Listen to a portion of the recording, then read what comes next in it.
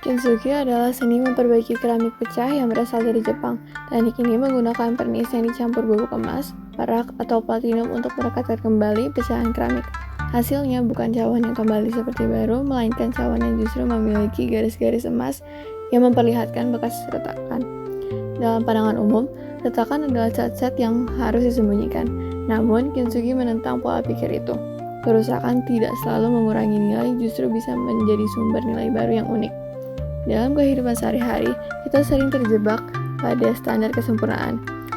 Kita merasa perlu menutupi kekurangan, merahasiakan kegagalan, dan menampilkan citra yang rapi di mata orang lain.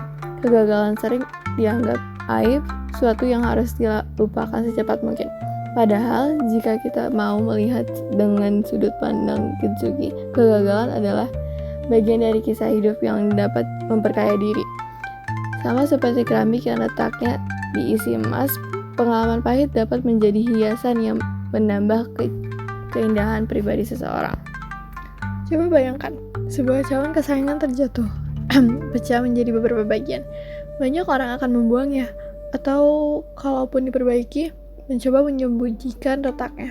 Tapi di Jepang, ada seni bernama Kintsugi, yang itu berarti penyambungan emas.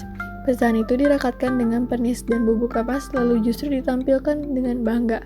Retakannya tidak dihapus, malah menjadi titik fokus keindahan. Filosofi Kintsugi menentang cara pandang kita. Biasanya, kegagalan atau kekurangan dianggap aib. Kita menutupinya, pura-pura tidak terjadi.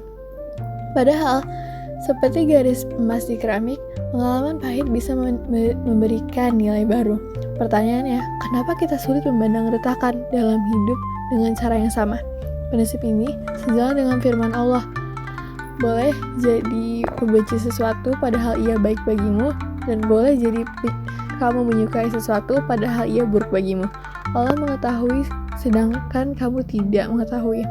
Al-Baqarah ayat 216. Artinya, yang kita anggap buruk seringkali menyimpan kebaikan yang belum terlihat. Kintsugi juga mengajarkan bahwa penyembuhan itu aktif. Cawan pecah tidak bisa tersambung sendiri. Perlu waktu, keterampilan, dan kesabaran. Begitu pula hati kita. Perlu usaha, refleksi, bahkan dukungan orang lain untuk kembali utuh. Contohnya J.K. Rowling. Pernah hidup miskin, depresi, dan berkali-kali ditolak penerbit. Tapi, ia menjadikan pengalaman itu menjadi emas yang memperdalam karya-karyanya. Di Indonesia, Chairil Anwar hidup dalam keterbatasan. Namun, dari retakan itulah lahir puisi-puisi yang abadi. Kintsugi bahkan sejalan dengan pepatah kita, tak ada gading yang tak retak. Bedanya, Kintsugi bukan hanya menerima retakan, tapi memanfaatkan untuk mencipta keindahan baru. Namun, menerapkannya tidak selalu mudah. Kadang kita takut dihakimi, malu, atau ingin melupakan masa lalu. Tapi berpikir kritis mengajarkan menutupi luka bukan berarti menyembuhkan. Kintsugi menentang kita untuk mengubah fokus dari menghapus bekas menjadi memberikan makna pada bekas itu. Jadi, retakan bukan akhir cerita, seperti keramik yang diperbaiki dengan emas. Kita pun bisa menjadi versi yang lebih kuat, lebih indah, dan lebih berharga. Justru karena pernah pecah.